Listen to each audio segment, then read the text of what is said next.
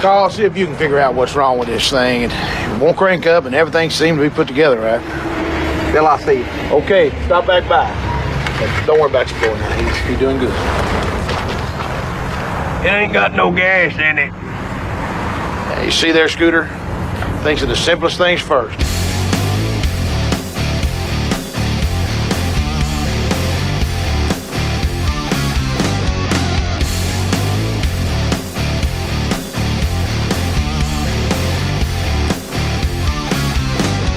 Well, hello, everybody. Welcome to the Rhythm Section, a Memphis music podcast produced by SRP Studios Podcasting, srpstudiosllc.com. Catch new episodes every Tuesday morning on Apple and Spotify, 6 p.m. Central on YouTube and Facebook, and 7:30 p.m. on radio-memphis.com. And please follow us at therhythmsectionpod.com for all channel links and episodes.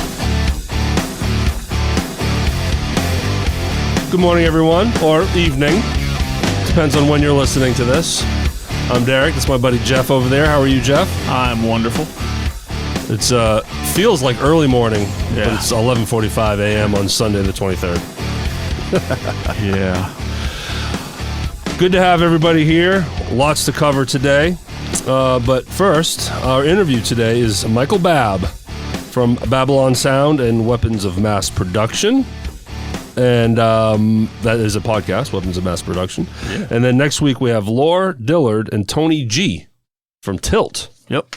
So they were fun. Yeah, Tony G's a character. For sure. The bass player for Tilt. Mm-hmm. He came with a wardrobe. He has costumes. He has costumes. But more about Michael Babb here after the ad break. All right, some stuff we got to talk about, Jeff. First, Let's throw some love to our good friend, Miss Tina Hinds. Yes. Right? Mm-hmm. She, if you don't know Tina, get to know her. Follow her on Facebook. For sure. You'll find her. Her better half, right? Right. Is Kenny Francis. Good friends of ours. Huge supporters of the show. Yes. And Tina's an artist and loves painting things for people and making backdrops and everything. So one day, a few weeks ago now, she rolled in with some portraits, Yes. I guess. You know? know? They're cool. So I'm going to show Jeff's first. All right, so bam, there's Jeff's. Yeah. Looks pretty good. Yeah, I you know, like it. You got the beard. Right. It looks good. You got the business logo. I mean, it's not quite as sexy as I am in real life. This is true. But it's this close. is true. I'm blessed to see it every Right. Sunday morning. And then here's mine. Bam. Bam. Bam. So, but these are large Yes. paintings. So Right. maybe someday we'll frame them. I don't have any wall space in here to hang anything. Yeah, it's no. all just covered with backdrops. I would love to frame both of them. But they would have to go home. Mine have to go to my house. Yours have to go to your house. 'Cause there's nowhere to hang them in here. Well, it was very sweet of you, Tina. Yes. Thank you so much. And the reason I had this huge smile on my face when you mentioned Tina is because this morning I'm surfing on Facebook and Tina had made a post, and it was, Tina, we love you, but I gotta give you some shit here. But it was one of those posts that I read it, and the first thing that popped into my mind is, what? And then I look at below it, and Kenny Francis had posted, huh? I was like, that's exactly my sentiments, Kenny. Huh? Love you, Tina. I love you very much, Tina. You're awesome. And Kenny, you guys are OG supporters. We love you both very much. So thank you for all that you do for us. All right. I want to send out a quick message to Daphne Fletcher's daughter, Lily Kate. Yes. Okay. We've talked about this for the last 2 weeks. Yeah. Throwing some love and prayers to. And I'm just now learning Lily's name because every post that Daphne had made was LK. Right. So I didn't know her name. So I had to ask. Right. So what happened was, Daphne's daughter was in the hospital for a few weeks. Mm-hmm. And for the last 2 weeks, we didn't really have all the details in front of us, but we were sending prayers and love. And Daphne was very grateful and thankful to us for that. Well, last week was Chris and Daphne week. So when it's the week of a certain guest, there's often communication in the background. Like I'll share a clip with them and it's just, there's communication. Right. So I'm Facebook messaging with Daphne, and then I ask about her daughter.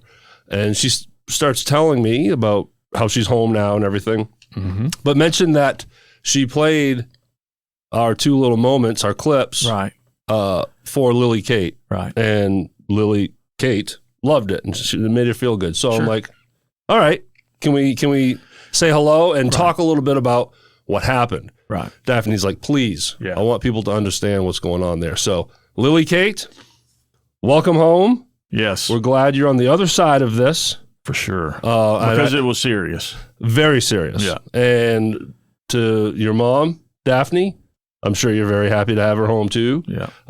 We're very excited for all of you that you're getting on the other side of this. It was a brain infection. Right.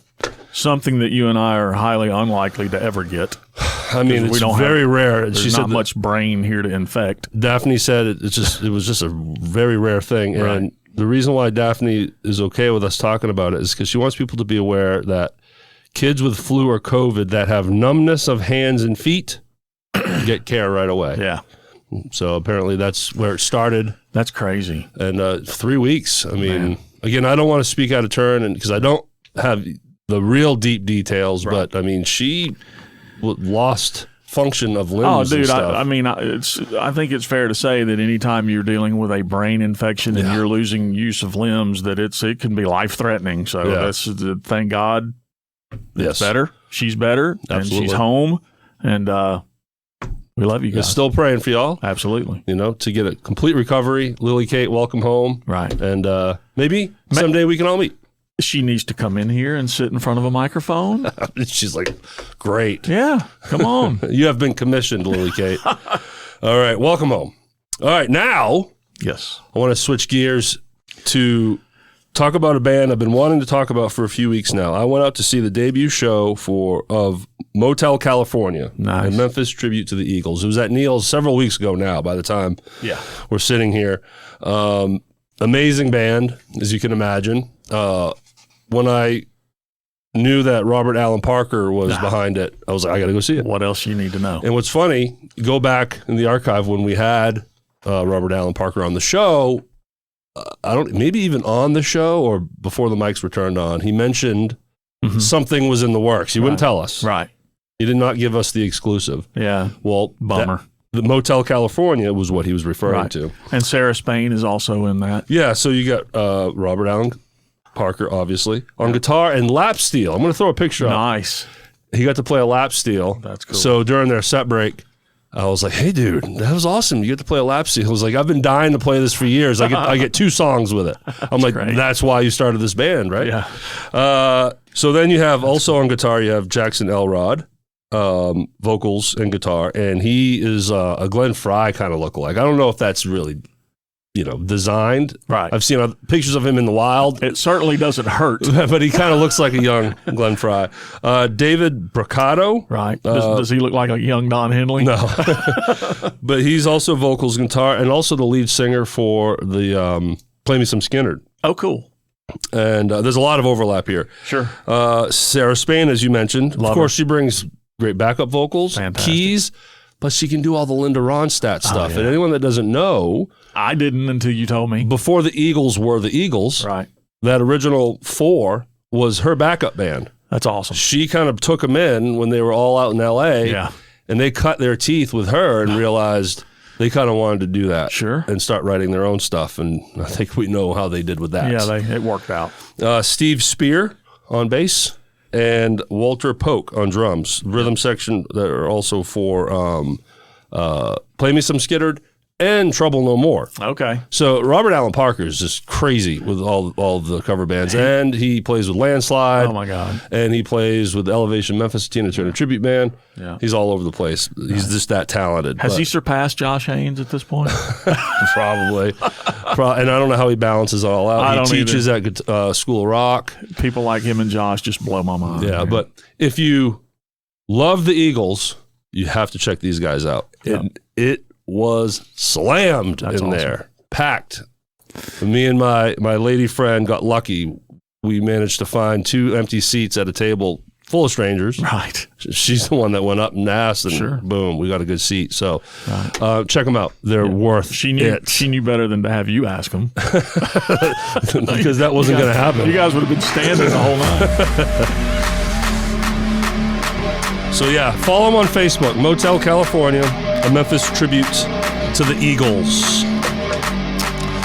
All right, DeSoto Local is a digital advertising network throughout DeSoto County. They have moved the outdoor billboard concept indoors to high-traffic areas, connecting local businesses to their customers through their network of indoor digital billboards in over 30 locations. Their indoor billboards are in popular places all over town, from restaurants to gyms and doctor's offices to auto repair. You will be seen wherever your customers go. These screens display full-motion ads about the business hosting the screen, ads for local businesses in the area, and relevant local content. And the Rhythm section in Memphis Music Podcast has a screen out there right now. And Jeff, last week someone texted you. Yeah, my sister texted me and said that she was in the gym here in Hernando. Love it. She saw us. There you go. Yeah. That's how it works. Yep. She said the entire gym stopped what they were doing. That's right. And watched us. Advertise your business with DeSoto Local. Contact Brandy Faulkner today at 901-831-3212 and visit DeSotoLocal.biz for more information. More Loud proudly pays tribute to the king of surf guitar, Dick Dale. Guitarist Jason Moore captures Dale's signature sound with aggressive, fast, and highly rhythmic playing, featuring rapid alternate picking, heavy reverb, and powerful staccato attack that defined Dick Dale's sound. In addition to honoring Dick Dale, More Loud performs instrumental rock and roll versions. I gotta rewrite that. I trip on it every week. Rock and roll versions of classics like Smoke in the Water, Louie Louie, and House of the Rising Sun, all infused with that unmistakable Dick Dale energy. Coming spring 2025, More Loud will release his original EP, Louder Than Life. New singles Finish Line and Paradiso are out now. Visit moreloud.com for music updates. That's M-O-R-R. That's MOORELOUD.com. That's easy for you to say. Area 51 is one of the premier bands in Memphis and North Mississippi, bringing you songs from classic artists such as Autograph, Van Halen, Starship, Kansas, and Huey Lewis and the News. Keep it dewy and check out one of their following shows. And speaking with Lance last night, they got new stuff coming. They've Nice. been working in the dungeon. For a living? That's right. Friday, March 28th, Hadley's, 8 p.m. Friday, April 4th, the New Orleans, or the New Orleans in the Ville, or is it the New Orleans in the Ville? I don't know how they're going to pronounce it, but it's formerly Rock House Live. Oh, I didn't know they had. Okay. I didn't know that was the new name of the place. The New Orleans in the Ville. That's what Nice. I'm going with. Cool. 9 p.m. That's April 4th. And then Saturday, April 12th, Jeff, it's going to be a long morning. Lafayette's 5 to 8 p.m. Follow on Facebook at Area 51 Memphis. I hope rehearsal this afternoon goes better than this. Oh, are me and Jeff rehearsing? Yeah. What are we doing? I don't know. Man, I just love to. Sometimes I like going back in time and being a musician again. Right. Yeah. Bands, are you ready to take your show to the next level? David Griffin Audio brings big sound, bright lights, flames, and sparks to every event. From private parties to festivals, fairs, clubs, and even poolsides and patio gigs. Experience the largest QSC system in the area with David Griffin Audio. No job is too big or too small. Follow on Facebook at David Griffin Audio for updates. I almost said .com. Call 901-299-1344 or email davidgriffinaudio@gmail.com. Bring the energy, bring the show. Jeff, you know it. David Griffin Audio. Always. Are you looking for the best live music in Memphis? We all do. And we all are. Right. And we all wish for it. I ain't got no gas in it. Steve Owens and the Musicians Booking Agency connect top bands with the hottest venues in town. Whether you're a band looking for gigs or a venue needing incredible talent, the Musicians Booking Agency has you covered. Stay in the loop. Follow on Facebook at the Musicians Booking Agency for updates on upcoming shows and new artists. Memphis music starts here. Don't miss out. Contact Steve Owens at 901-870-6846. Hey, really quick, this is a little bit of an ad lib, but Steve Owens was at our show last night at Hadley's. Dude is so amazing. He's selling T-shirts for us. People were buying them like crazy, so we've got a lot more Gen X merch out there for people to see and know who we are. God love Steve-O. Shows for this week.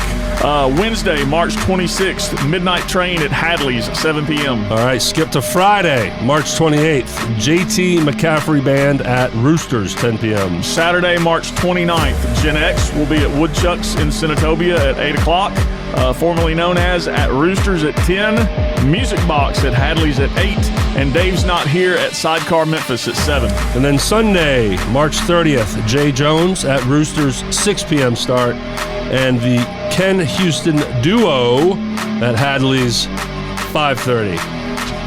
All right. We got to get those guys in to talk to them, too. There's a lot of people. The Ken Houston Duo. We'll get them in here for a chat. There's a lot of people. I'm feeling anxiety. That's why I'm having trouble reading. And it just dawned on me. All I've had today is 2 cups of coffee and a chocolate chip muffin. So I'm just riddled with caffeine and sugar right now. Sugar, by the way. It's not sugar. It's sugar. Sugar. My sugar. With an H. All right. Michael Babb. Yes. Everybody. He owns a awesome recording studio called Babbylon Sound and a cool podcast called Weapons of Mass Production. It's a live stream podcast, which is foreign lands for me. I want to know who came up with that name because it damn sure wasn't us. We suck at that. Yeah, he came up with a great name. The rhythm section is the best we could come up with. We started off talking about his relationship with Elevation Memphis, which is how I met him. Right. We did some demo work in his studio for the Tina Turner show, practice demos. So when fill and players come in, they have a guide of how they kind of do their own version. Right. But I got to work in the studio there. But he's recorded all of Elevation Memphis's originals. So check out elevationmemphis.com. Right. Find their links. Their originals are on all the digital platforms. That's Michael Babb's work. We learn more about the podcast, Weapons of Mass Production, and of course, his story behind the studio.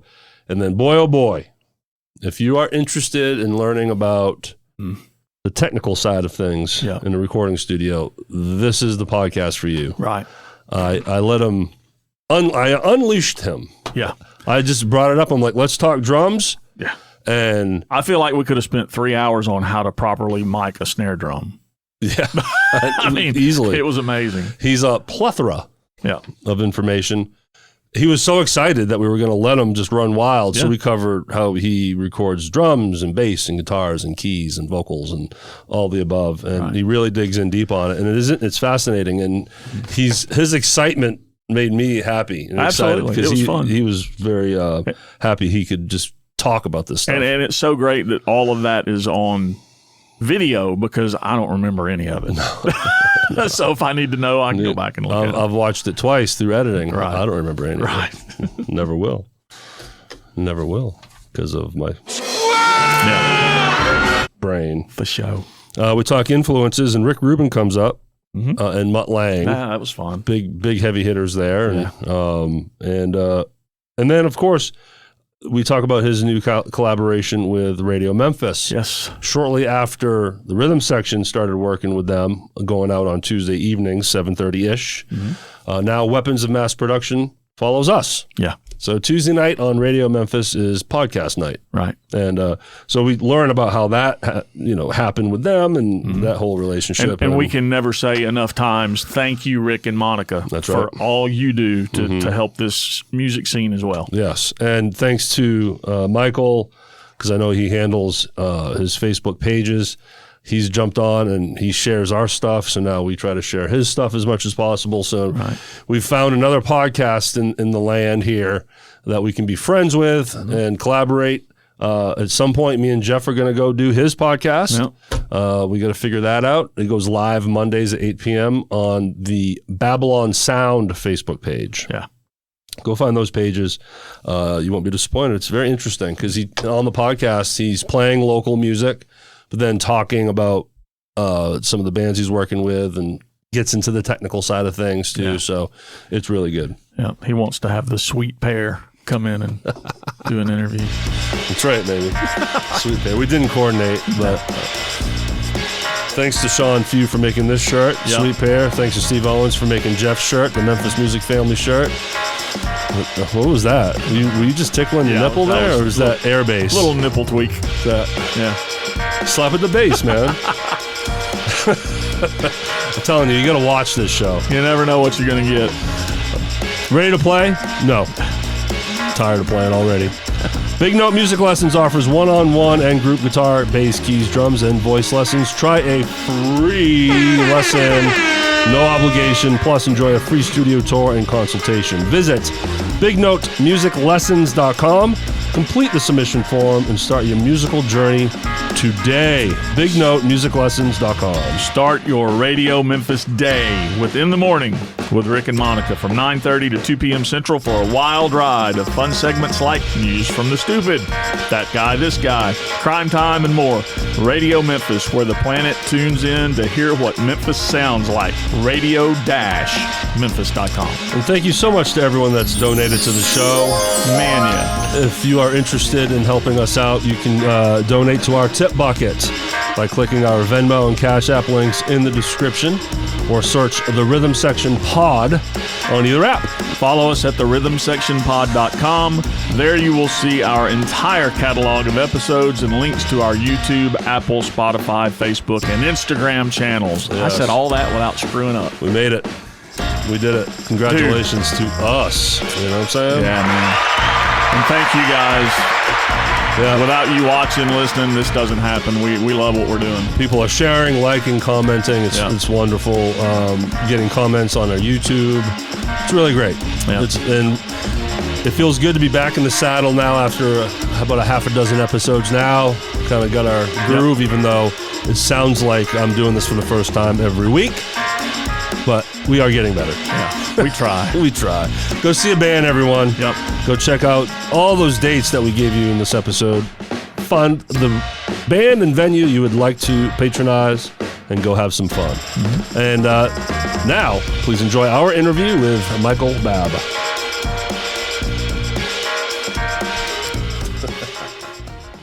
All right, everybody, welcome to the interview. Today we have the great Michael Babb with us, everybody. Babbylon Sound, Weapons of Mass Production. Which is a great name, by the way. You know, we co-collaborate with Radio Memphis. We'll get into all of that as well. But welcome to the show. Thank you, Michael. guys. I greatly appreciate it. Yeah. This is a great studio. I like this place. Well, thank you. Yeah, man. And you have a great studio as well, sir. That's right. Thank you, man. You've been there before. I have. Yeah, I haven't been there yet, but I will Gotta at come some over, point. man. It'll Yeah, happen. come over. Yeah. So, Jeff, me and the Elevation Memphis Tina Turner Tribute Experience team a Easy for long you to time say. ago. I know, right? Well, we say it a lot on the show. I should get it right. Early on, we went to use Michael and his studio to do like a practice demo. Okay. Just reference demos for any other players so they could learn our arrangements and everything. But you also have done a lot of work with Elevation Memphis and their original music. So That's right. how long have you been working with LaShawn, Darren, and Melanie? I would say probably 2017, 2018, around in there. Nice. It's And been a they- minute. Yep. Yeah, so we started recording songs a while back, and they've done quite a lot of recordings at my place. Yes, they have. Yeah. Go They're to, a good band. They're great musicians. they're amazing. Yep. And great original artists. Yep. Go to elevationmemphis.com Yep. and find their stuff there. It's all amazing. They're on Spotify. They're on all the digital platforms. They've so. got the videos too. They make some great videos. Yeah, they too. do. They've worked with some people around Memphis and made some videos, actual music videos, Yes, and those right. turned out really good. Yeah, They filmed one at Ernstine and Hazel's. that's right. Yeah. Steve Owens has been in one. He sure has. Yes, he has. Derrick and I were going to be in one, but we were dubbed too sexy. That's right. I It was happens. in one. I was in one, so I got to do that. Nice. Yeah. It happens, Michael. Yeah. Man, there's a lot to talk about, but even though I have worked with you briefly, I don't Yes, sir. know a whole lot about you. I follow Weapons of Mass Production and Babbylon Sound. You have a great podcast. It streams live. Yeah. And tell us more about it, because it's really interesting, because A, you're streaming live, which is cool. Scares the hell out of us. And Yeah. but it scary. really brings people into your studio, and you're working with artists in real time, correct? Well, tell us more about it. Well, I guess I just started playing with equipment and having gear around, because I mostly work on audio. Babbylon Sound is just audio recording studio, production studio. But I like the gear, and I have cameras, and I've done some video stuff. And one day I just wanted to mess with live streaming, because it seems like that's kind of the future of how all the entertainment industry is going, you know. So I'm just thinking, man, I need to mess with live streaming because that's kind of the way the business is going. So I bought some little streaming boxes and hooked it all up. Then a couple of my buddies wanted to start acting like they were on TV. So that's what we do. We act like we're on TV. And I was like, man, we got to have some kind of quality to this. You know, if we're gonna some stream, substance. yeah, we got to have something Yes. that makes it, reasonably watchable. So We're still struggling with that. yeah, I mean, it's a difficult thing, man. Yeah, you know, and especially trying to do it live and stick with the program. We do it every Monday night at 8. So that's like the least busy night that I have in the studio. Okay. So, and it's good to keep a regular schedule. Yeah. Your followers fall into that rhythm. I'm learning that. Yeah, I'm learning that. That's why in podcasting, you set a schedule and you're consistent with it. Yeah. So that's kind of what I'm trying to do. And so we just start inviting a musical guest over. We try to bring people in from Memphis as much as possible, but we also have people from all around the world. I mean, we've had guys and girls call in and do like a Zoom meeting. Okay. So we'll listen to a few of their songs and talk about how they made their music, which is why we call it weapons of mass production. I love it. So we just kind of talk about the instruments they used. A lot of guys that play in bands now have home recording studios. We talk about their process and recording. And so it's kind of fun in that aspect. And then we try to highlight Memphis bands as well. Well, that's awesome. And that's what me and Jeff attempt every week as well. But you bring a whole other element, the fact that you can have them perform. Yeah, we can have. I haven't done a whole lot of that, but that's what I'm wanting to do because it's hard to get everybody. It's kind of like I need help. That's what it is. Yeah. I need a helper to run the audio while I focus on the video because it's a whole thing, man. I'm not the best at video stuff. I know audio recording and production pretty well, but video is all new to me, so it's a challenge. But I've been pulling it off, man. We've been doing it. Yeah, and you're giving a better insight on the production side. That's right. That's what I'm trying to do. Yeah. It's a whole other angle. Yeah. We started out wanting to make like a tutorial video for studio stuff. That's where my mind was at. Okay. You know, like the channels you see on YouTube where guys talk about how they run their studios and using the recording software. But it's just our friends and family don't want to watch that all the time. Like we would. Like me and you, we'd sit there and probably watch tutorials on how to use software and OBS and Pro Tools. But friends and family and people around town don't really care for that as much. Yeah. So I tried to bring those two elements together a little bit. The production side of the studio plus the music in town. I should watch that stuff more. Yeah. I suck at learning new things. I've watched multiple videos on how to run a PreSonus mixer. Still don't know how. Yep, that's right. You got to keep watching them. You got to keep watching. Yep. So every Monday at 8. Every Monday at 8. And it's on your YouTube channel. That's right. It's on our Facebook page and our TikTok page and our Instagram page as well. Wow. All under the name Weapons of Mass Production. I think they're on the Babbylon Sound. Okay. Page. I know your channel is Babbylon Sound. That's right. That link will be in the description. Oh, right. Thank you, man. Go ahead and click on there, and you get a great following. You get a good amount of views on there. Thank you, man. A good amount of subscribers. It's awesome. You're onto something really good. Yeah, thank you, man. How many episodes do you think you have out, roughly? We'll be doing 37 tomorrow. Good for you, man. Episode 37. Nice. I mean, congratulations. Yes. The first 10 were kind of rough because we had no idea what we were doing. Ours are still rough. Go back to go in our archive. Yeah, we're close to 90 in now, mid 80s. Maybe by the time I think yours might be mid to upper 80s, and we're still learning. Okay, yeah. Oh, it's always a learning experience. Yep. Always. So I got my buddy Josh Austin. He plays in a band called Noon. He has some music that he's put out that I've worked on. He'll come over there about every week with me. And then I have another friend named Jeremy Savage. He lives in Coldwater. And did you say Savage? Savage. Oh yeah. Savage. That's right.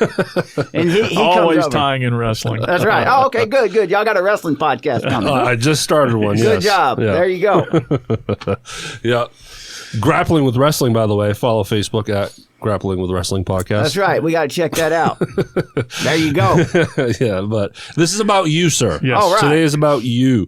All right. So when did you open your studio? What's the story behind this studio and how it got started?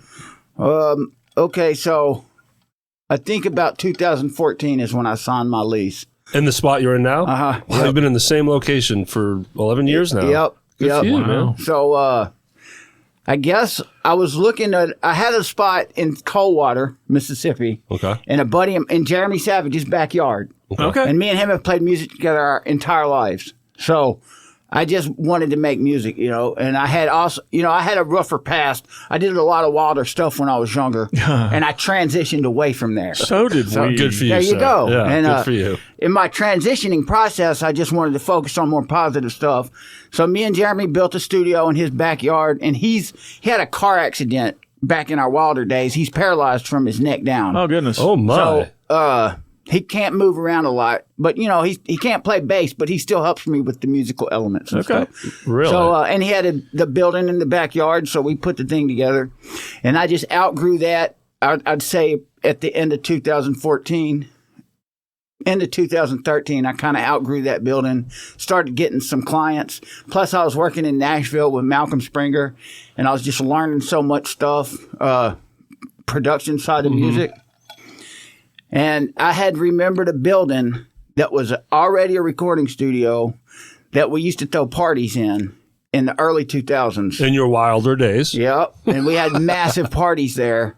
And even back then, I thought, man, we should not be throwing parties in here. We should be recording music, Yeah. And but everybody just wanted to party. We need to get our shit together, Yeah, everyone. that's right. But it didn't work out back then. But I remembered that place, and I went over there and I asked the lady, is this building for lease? And they were like, no, it's not. Somebody just signed a 10-year lease on it. Whoa. So that was devastating to A me. 10-year lease? That's terrifying. Yeah. So that I was like, I gave up on that building and started looking for another one. And she said, do you want me to put your name on the waiting list? And I was like, yeah, sure. just put me on the waiting Why list. not? Yeah. She called back about a month later and said that tenant did not work out. Was I still interested in the place? And I was like, absolutely, I am. It went from 10 years to a month. 30 days. Yeah, less than that, really. I mean, it Wow. probably was a week or two. And she just said that the tenant that she had didn't come through on his contractual agreements. So I looked up and I moved in, and I signed a 5-year lease my first time, which was scary. That's scary too. Very scary. I had a freight business with my dad, though. So I had some help. With the freight. I was mostly running freight. I was doing a lot of delivery, expedited freight type stuff. So you had some money coming in before having to rely completely on the studio. Yep, that helps. that's it. Sure. And actually, I wasn't making a lot of money in the studio at all. It was kind of like a hobby, really. But I was making a little bit of money. feel you. I kind of know what that feels. Yeah. No. Yeah. I know, but the that's goal part of was the to investment. Build it. Yeah, build it up and invest. The music industry in general, it takes time to Absolutely. build it. Nobody opens a studio or starts a band and just immediately No way. they're killing it. Yeah. It takes work and dedication, hard work and dedication. And that's right, sir. Yes. Yes. And I would gather in your industry, it's all about word of mouth, right? Right. Yep. I mean, I've never advertised. This is probably the most advertising I've ever done coming on y'all's show. Yeah. Nice. all right. Well, now. Yeah. I mean, it's going That's to it, come, man. dude. Thank you. Big time. I appreciate you guys. This is great. Yep. What was that early setup like?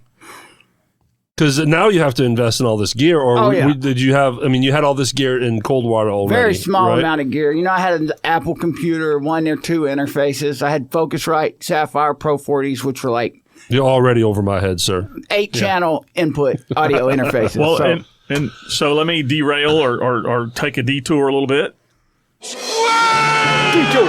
What gear what is your main gear in your studio now that you use? for recording Pro Tools. for recording Pro Tools, yeah. which is pretty much everybody now. Yeah, industry standard. Yeah. Is it? And then I'll use the Universal Audio Apollo interfaces. Okay. I have 3 of those, and And this is coming from someone who's completely ignorant of what you do. Great. Is Pro Tools like the mixing in Pro Tools, or is there an external mixer that you use and put that information into Pro Tools? both. Okay. But That wasn't a stupid question. in the box, you hear dudes talking about eye of mixing the in the beholder. box. In the box would be mixing all in Pro Tools. Okay. You can have an external mixer if you want to use that as well. Sure. But the recording of the audio tracks, it's a non-linear editing software. Okay. So it just records audio, but then you have a lot of capabilities that you can do with that. Plus, it has a mixer built into it. Okay. Do y'all use any audio software? What do you record audio with? That thing? Yeah, I have a Roadcaster. That thing. Okay. That thing. So that's a piece of hardware, pretty much. yeah, that and, records. People in your industry might cringe at this, but for audio, Audacity. That's great, man. Yeah. So that's the same thing as Pro Tools. It's just slightly more.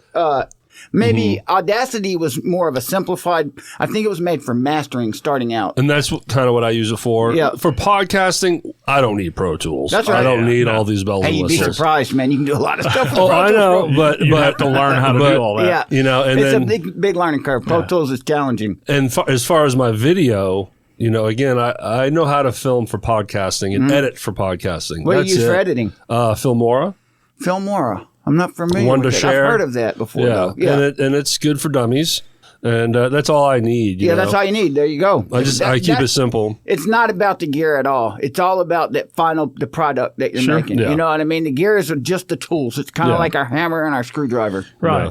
Like these are good hammers.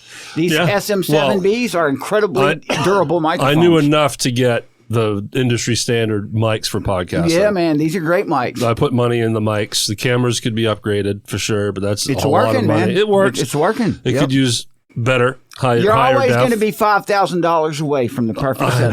know, it's Always. awful. We just need another It's 5,000 and we'll Yeah. have it together. But I had no problem ponying up the money to get the SM7B. Yeah, man, this is a great setup, man. This thing is amazing. I love what y'all are doing. And this Rodecaster here, That thing is cool. It's already has all the processing built in. That's right. You can literally take it out of the package, plug it in, and it's good to go. Yep. I tweak the gating. That's pretty much all I do. This is the first time we really nerd out about podcasting on the show. I like it. I noticed that the gates seem to be working very well. Yeah, I struggle with gates on my show, on the podcast we do. Okay. Because sometimes you can hear them clicking on Yes. and off. And that thing's working very well. Well, it took a while to get it right. Dial it in, yep. It's that balance of when no one's talking, the background goes away. Yep. Because it's white noise. Yep. But there has been times, especially when I'm editing, I'm like, oh man, if someone's kind of speaking quietly and whispering, hear it it. will chop it in and the blah, blah, blah. It will chop off the word. That's right. know. I know what you're saying. Oh, yeah. But it's finding that balance. And That's there's right. been times where I had them too open and the gain too high, and you could just hear the whole room. That's right. It was too open. So over time, like I said, 80 plus episodes in, the practice makes perfect, You right? streamlined your format. You just got keep it streamlined. tweaking. Keep tweaking. And it's wild to me because I don't do any of what you guys do, but I have heard what you're talking about. And when you have the headphones on and that happens, you hear things that you don't even realize are going on. Yeah. Otherwise, And I still filter out in post.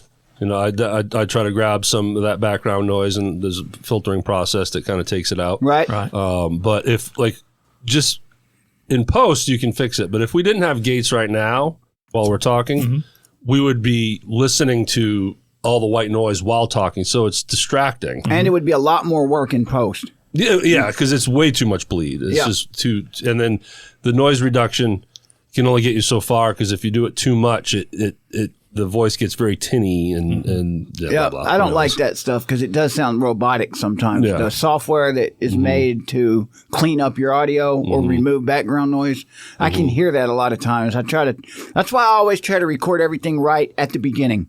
I get it right at the source. Yeah. The best thing to do is to get it right the second the artist plays the instrument or sings into the mic. Get as close as you can get to the perfect product at that time. Yeah. That saves on a lot of work in post. and just overall better quality. Better quality. Because if it's shit at the front end, Never gonna you can get it do right. your magic, but it's still a polished turd. Polished turd. Yeah. Yep. Let's talk drums. Oh, wow. I love this. Let's talk drums. Yeah, and let's nerd out, because again, I'm ignorant to this stuff too. But to the people is watching great. and listening that are now wanting to dig in on some stuff, tell us all the mics and what you do for drums. Wow, this is great, man. This will be This is fun. the funnest thing I've done this week. Do it. This is Go for it. amazing. Really? Go, Oh, my yeah. gosh.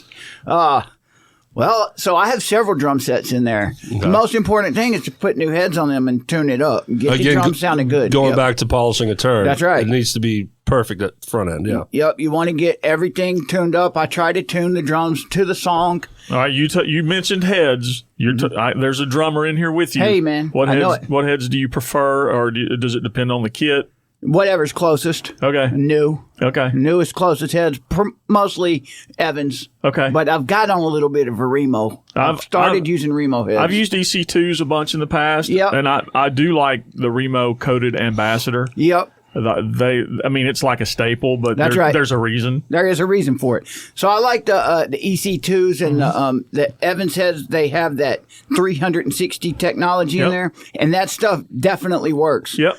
And the Remo's heads don't have that. You spend a little more time tuning those, but once they're dialed in, they hold really well, and they have a good sound to them. But if you've got new heads on your kit and it's tuned well, you're going to be in good shape. Yep. And I'll put a kick drum mic inside the kick drum, which is like a Shure Beta 52. That's pretty common. I'll put it in the middle, maybe a little off center, because the middle kind of sounds like a basketball sometimes. A little off center. Into a microphone preamp and API, generally preamplifier, with an API compressor and an API EQ, and then straight into Pro Tools. So my front end signal is my most important. And sorry about that. Don't come in here and tear this place up, Michael. These are tough microphones. He got really excited when we went I'm getting excited, in this direction. man. Yeah, that's right. I understand.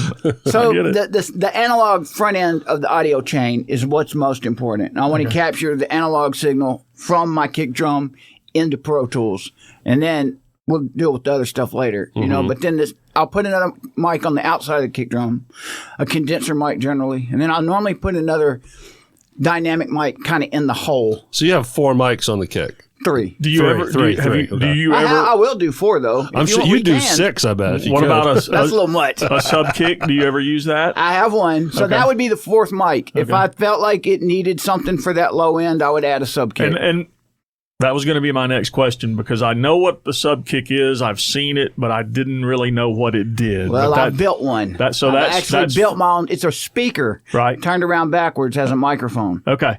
So a speaker projects sound. If you reverse the polarity and send the signal in the other direction, it picks up sound.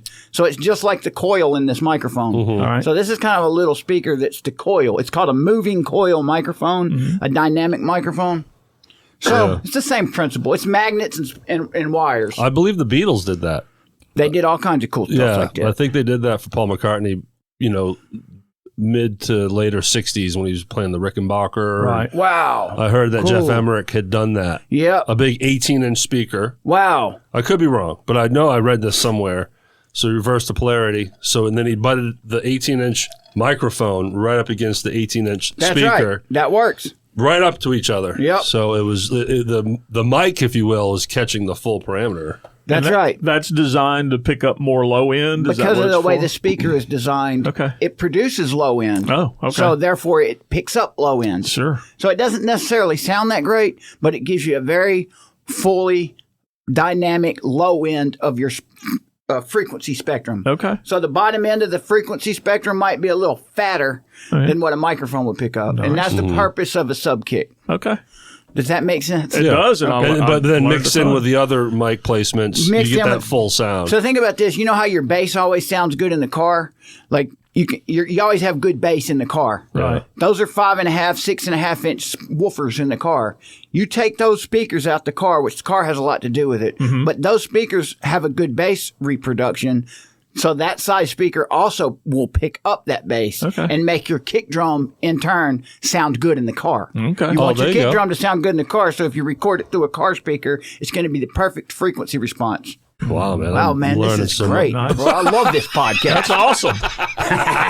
Well, right now, Donna Fulp's eyes are glazing over. Oh, yeah, she's probably giving up by now. I hope Jimmy's liking this, though. Jimmy probably loves it. That's one thing about my podcast, though. Like, a lot of people don't want to listen to this technical stuff for a long time. So I try to make it a little fun and throwing stuff like that in And there. Derrick and I, we're stupid, so people want to hear that. Man, y'all should come over. It's shocking how dumb I really am. It's not a lot to it, man. It's just it's kind of like math. Once you learn the formula, it makes sense. But you mentioned audience not wanting to listen to too much of it. Yeah. I mean, retention rate is a whole analytic we can talk about. Sir.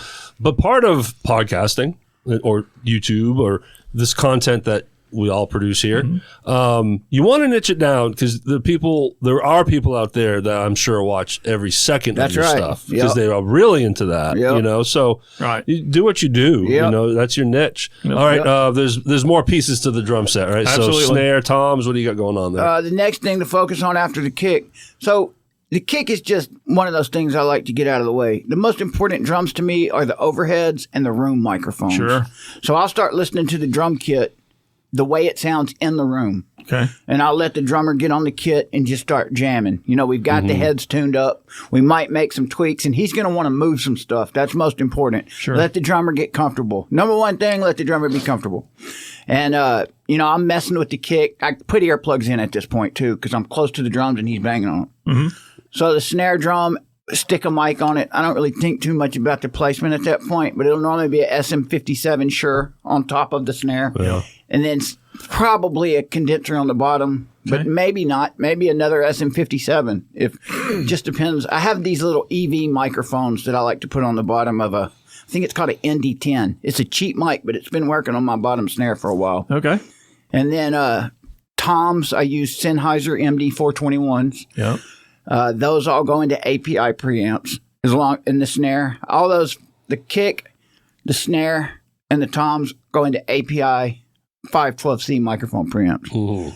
And the kick and the snare have an API 550 EQ and a 527 compressor. So y'all taking notes out there? That's right. This is like rock and roll right here.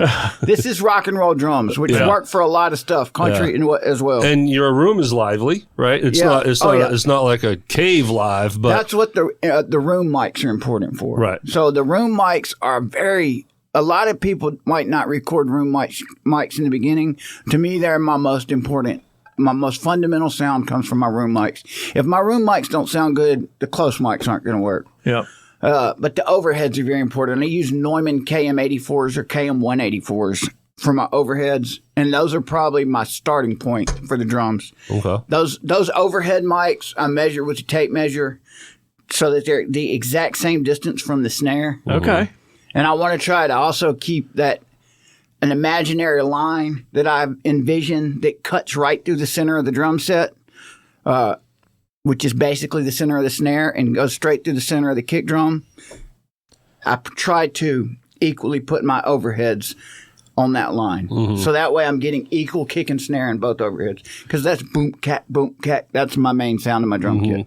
Now, I know that, so each drum is mic'd, but the overheads catch the cymbals. The overheads catch everything. I know they catch everything, but cymbals aren't individually mic'd. Or sometimes they are. Okay. But not... A lot of times I will individually mic the cymbals, and I always mic the ride cymbal. Okay. Do you mic the hi-hat? I do mic the hi-hat. Separately. But they normally don't get used. The ride mic will get used in the mix. Yeah. A lot of times the hi-hat mic will only get used on certain sections, or it'll be very low. And then for technical metal and a lot of metal and sometimes jazz type stuff, I'll mic every cymbal. Yeah. Okay. And I experiment with that a lot too, because I know that my sound is primarily coming from the overheads, and then I blend everything into taste. So I try to get my complete drum set from sound from the overheads, and then I blend in the close mics to taste, so that it gets whatever I'm lacking in the overheads. I push those mics up, and then I experiment with my room sounds. My room sounds are what I really like to get my tone from. A lot of the punch and the boominess or the warmth comes from the room mics. So you got to get that right. That's very important to me. Man, there's a lot of blending. Now, what is the difference between a room mic and an overhead mic as far as the microphone itself? Are they similar, or do they have served? That's a great question. I'm glad you've asked. Okay. That's right. Jeff for the win. Sometimes I do okay. Yeah, that was good, man. The overhead mics are normally a small diaphragm condenser mic. Okay. You can use a large diaphragm condenser, but overhead mics are normally a condenser microphone. And the room mics could be anything, but I like to use room mics that are omni. They have an omni pickup pattern or a figure 8 pickup pattern. So they're normally condenser mics, but a lot of times I use ribbon mics for my room mics because they pick up figure 8, and ribbons are just awesome. Okay. All right, let's move to the most important instrument, the bass guitar. The bass guitar, that is correct. Knew that was coming. Do you do like direct and mic and a cab? For sure. How do you do bass? I know it doesn't take as much as drums. That's for damn sure. Most thing you got to do is give the bass player something to focus on. Oh, And, I see where this is going. Okay, you're not lying. This bass player. I mean, there's a lot of truth in that. You got to make your bass player feel comfortable because their parts are very important. That's what I'm saying. And I do put a direct box. I have my favorite direct box that I use for the bass, which is normally like a radial DI box, which is not a greatly expensive DI box, but it's a good one. It's got a Jensen transformer in it. That's my DI signal. And I'll normally also run the DI off the back of the amp. Okay. So I have 2 DI signals. Normally won't use both of them, but I'll have them.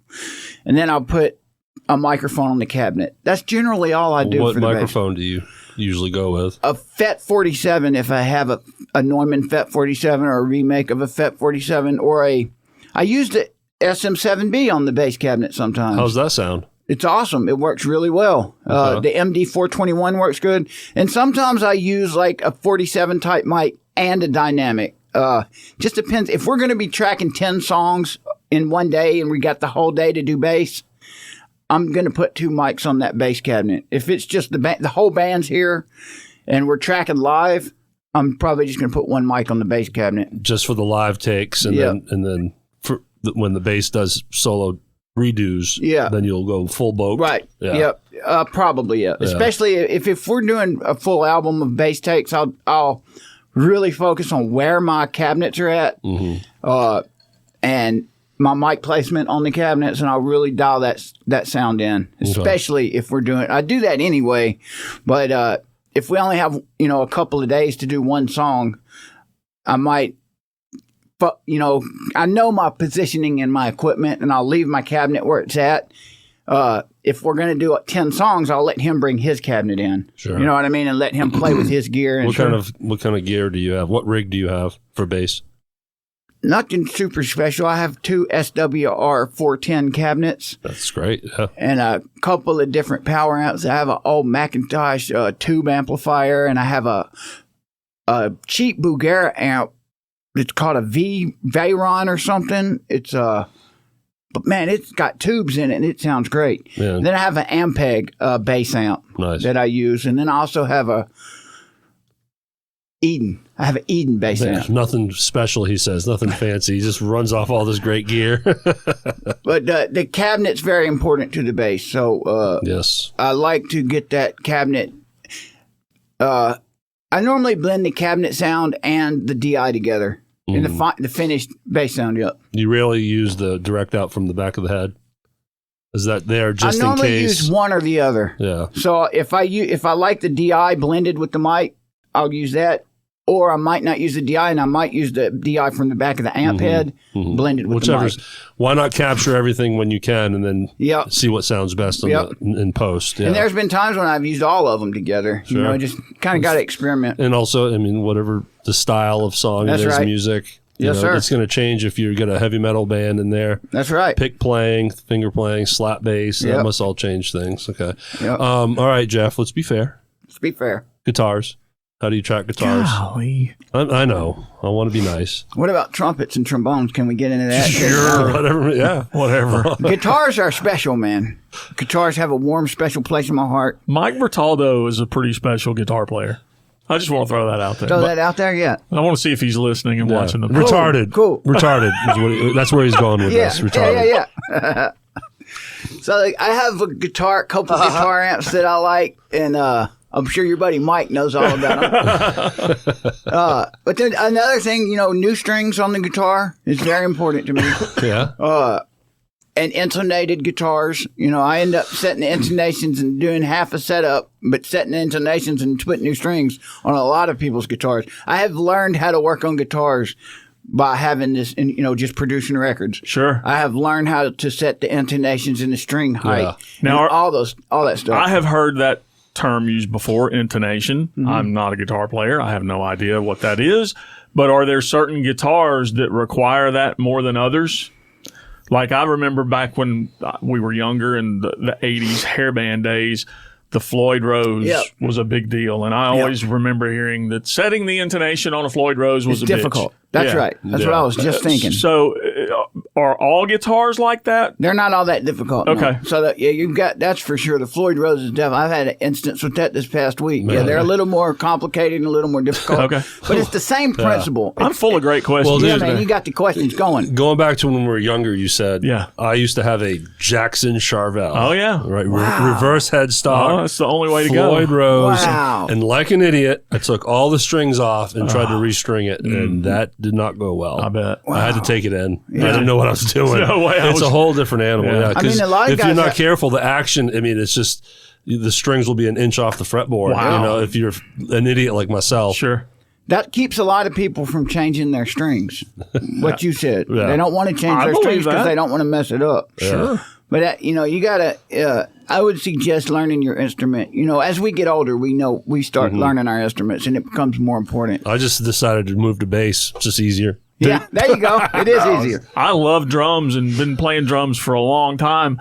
I didn't learn how to tune drums until I bought a TuneBot. Yep, TuneBot. TuneBot. It's the greatest thing ever. It's the greatest thing ever. Dude, Yep. I love it. I love it. I cannot tune drums by ear. It's not happening. Well, that TuneBot allows me to know that I'm tuning correctly by ear. Sure. So if I, tuning drums, especially the bigger ones, it's hard to hear those low frequencies, especially if people are in a room talking and tuning guitars and stuff. Right.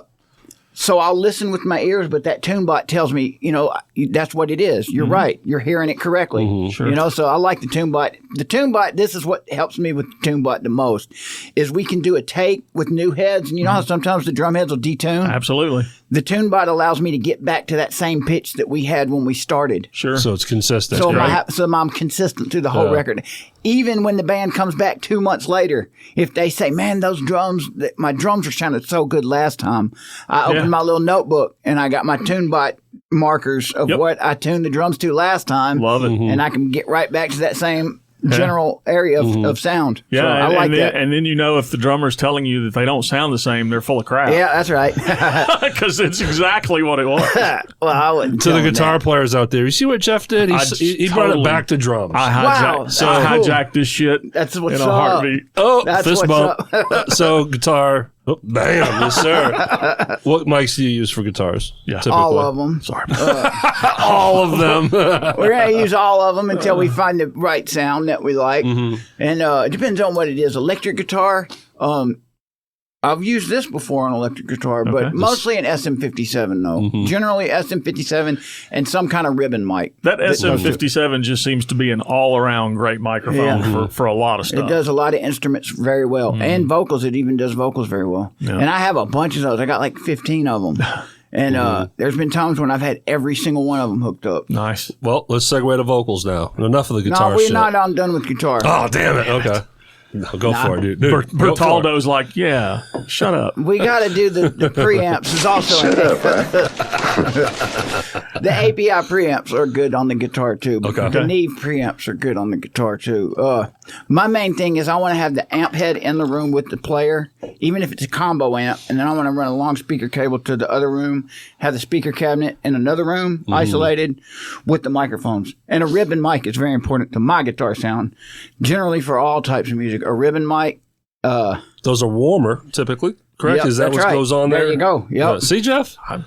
I mean, Then see, y'all know a lot. We know These more dudes than we know let a on. lot. Ladies and gentlemen, I'm here at the Rhythm Section podcast. These guys know a lot. Love it. a lot of nothing. Okay. Any more on guitar? Acoustic, you Oh, yes. Yeah. Go. Yeah. maybe like Totally different a animal, I'm sure. tube condenser mic Okay. would be my normal starting position, but sometimes small diaphragm condenser mics, the same that you would use the overhead drum mic, small diaphragm condensers. Some situations they do good on acoustic guitar. Do you own an acoustic guitar?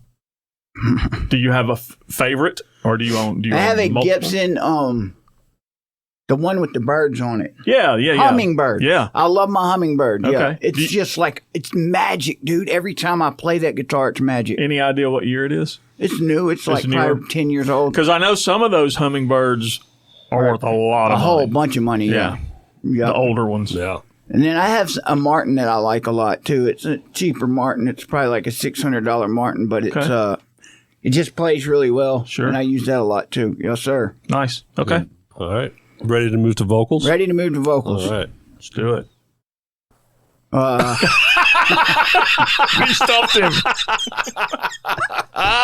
Silence. Hey, I've never met people that get sick as much as a vocalist on vocal day.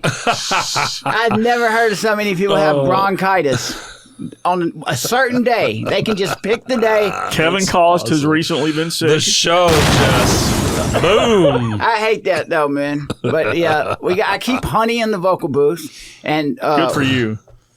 what are those little? That's a stripper lozenges? name. Is that actually honey or is that Yeah. a stripper? Both. We have both. What are those little lozenges called? Ricola. That's it. There you go. I was gonna do that, but I was too embarrassed. I'm glad you did that though. Dude, we have no shame in here. No shame. I keep those in the vocal booth. Honey in the vocal booth Yep. and Mercedes in the And parking lot. Brown whiskey. That's right. Yeah. That's the main thing, man. Make your vocalist happy and put one of these on there. That's M7B. Okay. But I have a Flea 47, which is like a Norman U47 remake, a newer one, and a Norman U67. Those are my go-to vocal mics. I have some Peluso mics too, 2247, which is very similar to the Flea 47. And the ribbon mics, I have a couple of those large geometry ribbon mics is what they're called, AEA. They're like the old RCA microphones. Those are great in certain situations for vocals. But I have a vocal booth in my studio. You saw it. I've seen it. Yep. So a lot of studios that I've worked in, the vocal booths just don't get used a whole lot. They're there and they look nice. It just seems like a lot of times the producer and the vocalist will be recording vocals in the control room. Okay. And I've done that a lot of times where the vocals just get cut in the control room. Okay. And vocal booths don't get used a lot when I work in Nashville. But my vocal booth gets used every session. I don't know why. I have cut vocals in my control room a lot, but a lot of times we'll start doing scratch vocals in the control room. And then when we get comfortable with what we're working on, then the singer will go into the vocal booth. But man, my vocal booth, it works really well. And I like it a lot. And I'm used to how it sounds and I know what it's going to sound like. And I think that the singers feel more comfortable in there because they have their own area. It's like the singer area. Singers are like that. Yeah. It's a unique group. It's a unique Right. bunch, man. No, It's for very sure. special people. You may have answered. Very special folks. You may have answered this question without me even knowing it because you've said a lot of things that went right over All my right. head. When the singer is in the vocal booth and they're singing, what are they singing through? Is there a preamp? How does that get So those are recorded? the microphones that I keep in there, or the Flea 47. Right. And You did answer and that. I just lost. Oh, a Norman U67 Okay. are my general favorites. Got it. That was for you, sir. My Thank you, bad. man. You did answer it, and I was. No, I'm not done. There's more to that question, Okay, bro. okay, come on. That's why you wanted to know. Bring it. Listen, after the microphone is the preamplifier. Gotcha. There you go. See, come on, Jeff. That's what I'm looking That's for. what you're Jeff, looking for. I mean, It's- what's wrong with you? There you go. And that varies. Singers are a unique bunch, so depending on the microphone, but generally as a Neve 1073 always works. Right. And then other variations of that, like there's Ventex that sound real good, and there's even some budgeter ones that are warm audio 1073s that are very good. Okay. And then that's normally what I use in a compressor, an LA2A style compressor. And I'll track it like that. I'll record it like that. So the beginning of it is just a good mic, a good preamplifier, and the front end of my signal chain, all the way to Pro Tools. Okay. And then more processing will get done after the fact, of course. Okay. Man. I know I look at you sometimes like you just asked me the square root of something. I'm sorry. Right? Is this trigonometry here? What's going on? This is fun, man. I'm having is. a ton of fun. I'm having fun Yeah. watching you have No fun question. All right. and listening to you have fun. You lit up like a freaking Yeah. Roman candle That's when we right. said Dude, this. we're all about spotlighting our guests, and this is where this is what you do. So Yeah, I've been around. I use gear a lot, and I've invested a lot in it. So Sure.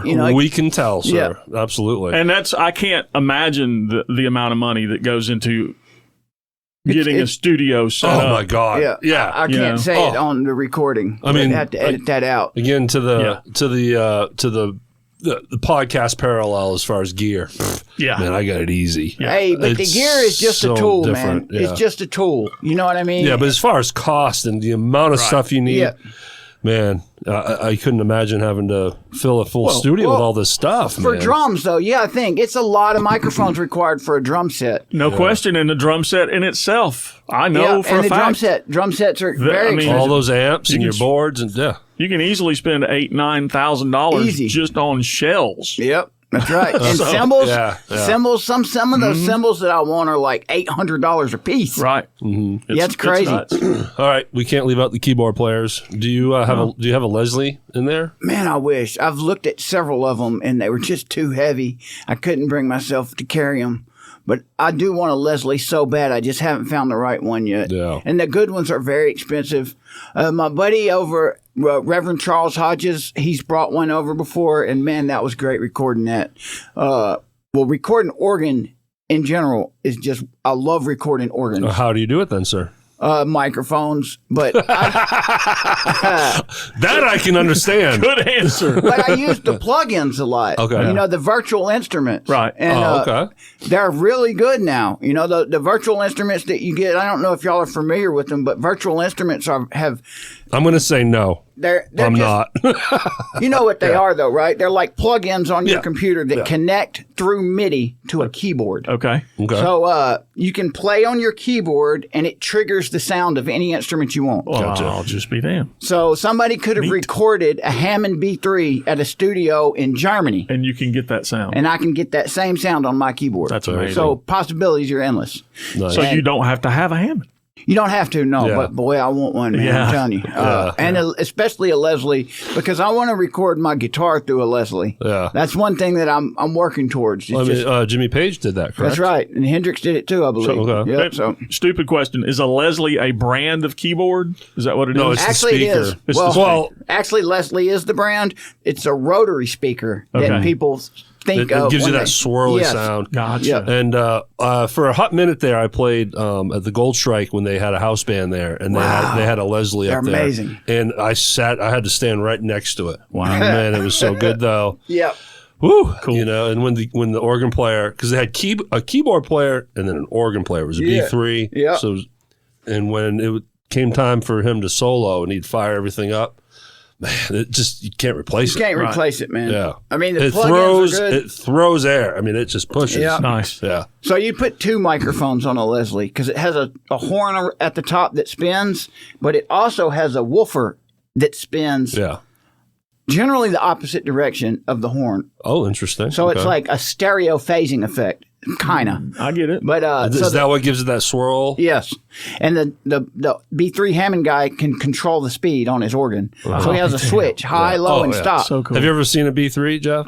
Not in person. There's You just probably have, and you just don't realize Maybe. There's levers everywhere. I Okay. mean, it's again. Yeah, I've seen above them, my pay grade. I've seen for them in sure. videos and stuff. But Yeah, that's a whole thing, man. That's one of my future aspirations, I guess you would say. When I get all my microphones and preamps taken care of, one day I want to have a Hammond B3. It's a lot of maintenance required in those.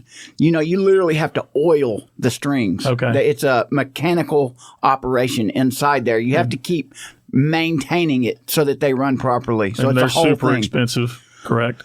Maybe like $7,000-8,000. Yeah, to me, that's pretty high. Yeah, for the organ, and then To another. me, that's pretty high. That's To some money. me, That's some money. Yeah. yeah. I mean, For sure. I have maybe 1% of that. Right. But dudes record nowadays on their laptop in their bedroom, and they're making what we hear on the radio. Yeah. So I mean, and a lot of guys start their project out at their house with their band, and some guys even do their drums on their laptop, and maybe they plug their guitar into their laptop. Yeah, I don't Make like a those full guys. record. No, those guys are good, dude. But I feel you.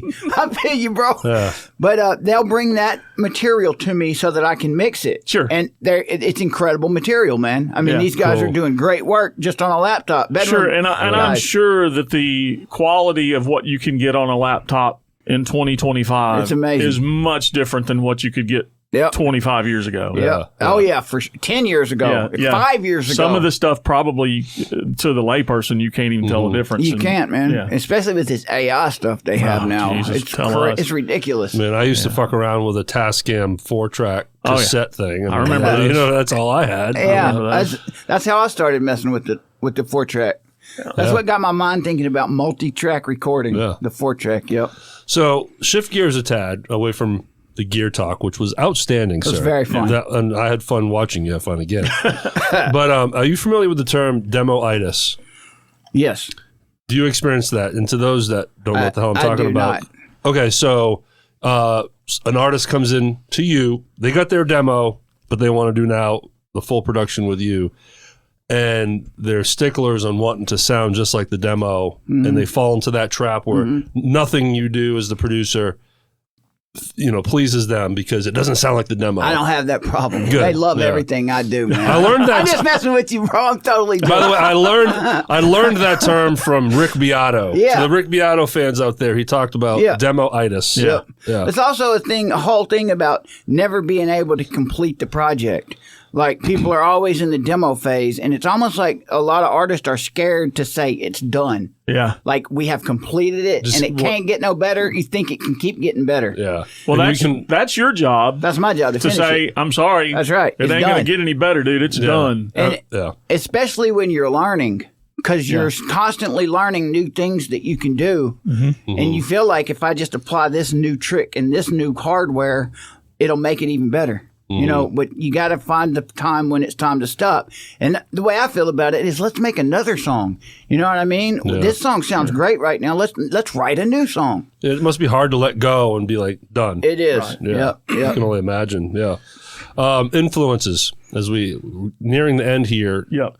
Derrick, Micho, and Jeff from Hernando I'm heavily influenced by these guys. Holy crap, we know better than that. But I mean, do you have producers that you look up to? Malcolm Springer. He Okay. taught me everything I know. Mutt Lang. Well, I wish there was more stuff about Mutt Lang that I could watch and learn from. There's just dude. not a lot. Really? The guy's name was all over everything at one point. Oh, yeah. You know, But he never gave away his secrets. Sure, understand. Really? And he never did YouTube tutorials. No, he didn't do YouTube tutorials. Yeah. yeah, for those that don't know, that was Shania Twain. Oh, yeah. Def Leppard. AC/DC. Yep. So that guy was involved in every genre you can think of. Big sound. Yeah. Rick Rubin's cool. He's he has a lot of times. He seems like he has a hands-off approach. Yes. To producing records, which I think is really cool, man. He does a lot of podcast interviews. Yep. So he is out there, and he's not a technical person. He admits he's not. Yep. He's the type of guy he's like the guru guy that comes in and gets the best out of the artist, and in his ear is like, that really sounded good. That type of producer. But he's not a gear guy. He's not setting up microphones. He Right. needs tons of engineers to do what he does. So right? I learn a lot from hearing what he says because it helps me a lot. It's because it's not about the gear. It's all about the art and the art form. Look, one of my favorite albums is Blood Sugar Sex Magic. I've mentioned it before. That's Rick Rubin. Is that Rick Rubin? Oh yeah. Okay. And man, whatever magic he puts in to the settings in the studios, it works. And then you can go on and on and on. So many artists he's worked with. Oh, he's worked with a lot of artists. Yeah. Metallica. What was Metallica, Slipknot, System of a Down. Go crazy. But then he did Johnny Cash. Yeah, I knew that. All the later Johnny Cash That was stuff. the first time I heard of Rick Rubin. Really? Okay. Was the Johnny Cash. Very awesome. Well, I mean, Beastie material. Boys is where it really Did not know way that. back when. Okay. Yeah. That's how he got started. Yeah. Nice. Yeah, Beastie Boys. Yeah. And no, he did not do. He worked with him, I think. Run DMC. The Run DMC Aerosmith collaboration for Walk This Way, that was Rick Rubin. Yeah. Did not know that. Yes. Okay. Yeah. Crazy. Yeah. So in a way, he helped the whole second He could have retired after era. that one song. Yeah. I mean, Aerosmith. I don't know. The whole resurgence. The whole resurgence of Aerosmith. Yeah. Okay. In a way, is thanks to him because he had to do some convincing to them. They weren't really sure. He had to work hard to get that to make it happen, and then boom, And it just changed exploded. music forever. And hip hop. Yeah. It was huge for hip hop as well. And Sure is. the Mutt Lang involvement with Def Leppard changed. Well, that was huge because that was Hysteria, right? Yes. Yeah. before Hysteria, it was a different producer. I don't know that. And then yeah. I think that's true. And then no Mutt idea. got involved with Hysteria, and that record just put them on a rocket ship. just over the stratosphere. They were already quite successful. But For sure. Power Mania was great. Yeah. But Hysteria just went nuts. And their early albums sound a lot like AC/DC in a way. If you listen to the earlier stuff, it has that more rawness to it. But anyways, I don't want to derail us too far here. Any other producers you can think of or is that pretty much it? That's my main favorite people that I like to. I like to watch that. I like Rick Beato as well. Yeah, Watch him a he's lot good. too. Yeah, He's cool. I don't think he produces records anymore, but I've had a lot of buddies that he produced. And, they don't even realize that that's him doing the YouTube channel. Yeah. Like, I've had friends that went to Atlanta and recorded with him back in the day. Yeah. They don't even really realize he's got a whole YouTube thing going now. But it's a big channel. Now, I'm not familiar with him. He started out, he's had a channel now for probably close to 10 years. Okay. Maybe 8-9 years, whatever. But it started out with, it was musical education. He just did a lot of tutorials. Okay. But he is like a mad wizard when it comes to chords and just teaching. Okay. And then it evolved over time. And he used to have this series, he doesn't do it much anymore, called What Makes This Song Great, which was great, and he doesn't do it as much, but he'll break down a song, and then he isolates all the stems so you can he'll just play the bass line. Listen to what he's doing here. Sure, really cool. Now he's more of a podcast. He's doing a lot more interviews. Yeah, but he's a great. It's a great channel. Yeah. It's very educational. Very educational, just interesting. And now as he's growing, I mean, he's interviewing amazing artists. Yeah, he does a lot of cool interviews. I learned a lot from his channel and. Produce Like a Pro guy. Have you seen Warren Hewitt? Is another. He's similar to Rick Beato's channel, but it's more technical and songwriting type stuff. But that's another guy that he's a record producer. Yeah, that I very much have learned a lot from. Yeah, cool. Warren Hewitt. Yeah, his channel's called Produce Like a Pro. So I'll check it out. Yeah. So those dudes have a large following, on YouTube and stuff. That's cool to be able to do podcasting as your job, man. Like the industry has changed so much that people make full careers out of stuff like this. I'm blessed to say I can do that. I live in an apartment, but it's fun when you get to do what you want to do. Man, my blood pressure went down too. When I started the freight business I was telling you about, my health improved so much, man. Yeah. Because that was wearing me down. Well, we're still waiting on somebody to offer us a huge contract to do this podcast. A big old sponsor. Yeah. That's right. Coca-Cola. Yeah. Some branding. Small brand. Yeah. Maybe Joe Rogan wants to support that's right. a fledgling podcast. Hey, Rick Beato. Yeah. Come on, all the love we gave you. That's right. Before we wrap this up, Radio Memphis. Memphis. Let's talk about your relationship with them and how that started. Because you follow our show on Tuesdays, right? Yeah. Yes. That's right. Yeah. And thank you, by the way, when that started going down. Yeah. You started linking, tagging us on stuff, sharing us stuff. I try to share your stuff now too. Yeah, for sure. Thank you, man. It really just out of nowhere became what social media can be on the positive. That's right. Giving the love to each other. But how did you, we have our story on how we got on there, but how did you guys get on Radio Memphis? I've known And Monica this is Weapons for a of while. Mass Production. Yeah, Weapons of Mass Production. So before Weapons of Mass Production, Monica would come over to my studio and we'd work on some music, and she would help out with one of the bands I've recorded named Semantic Shift, and me and her would hang out, then she started working at Radio Memphis. Yeah. For a year or two, probably longer than that, she's been saying, you should come be on our program. Mm-hmm. And I just don't leave the studio that much. But New Year's Eve, I was on my way to a New Year's Eve party, and they were like, we're having a get-together at Radio Memphis. So I stopped by, just kind of spur of the moment, and I met Rick Cheddar, and got to see their little studio, which is amazing. It's really cool. It's really cool, yes. man. And he was just like, I have a spot available. Or she said something about the podcast, and he's like, I got a slot available. Yeah. I was like, wow, that would be cool, man. We had to kick it in gear then. I'm like, whoa, we got to really tighten up, man. So it really helped us get it together, and and that's a testament to Rick Cheddar. Yeah, he's a good dude. He's a great guy. Yeah. He's all about the community as well. Right.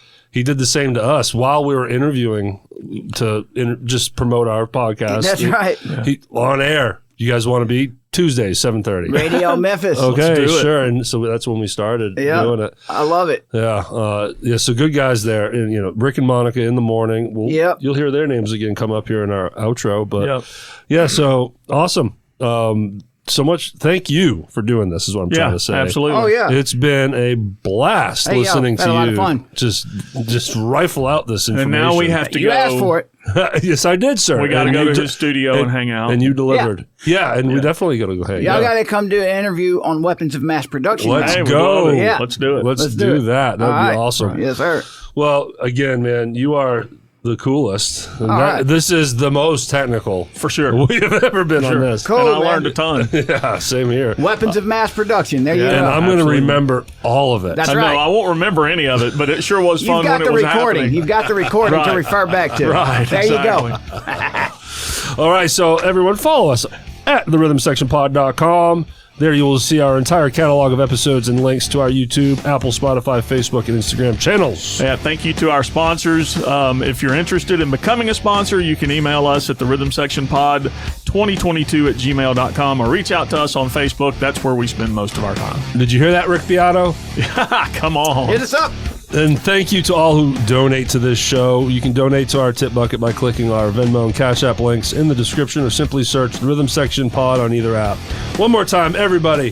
Mr. Michael Babb, Babbylon Sound, Weapons of Mass Production. Thank you, man. If Thank you do not understand how talented this man is and how he knows his shit, Yes. then we can't help you. Can't do anything for Can't you. do anything else for you. But again, Very thanks kind. for Very doing this, Thanks for Michael. coming in. And, Thank y'all, man. Looking forward to being on your pod, man. Absolutely. We would love to do that. Thank you, guys. Take Get care, out. everyone. See you, band. Salute.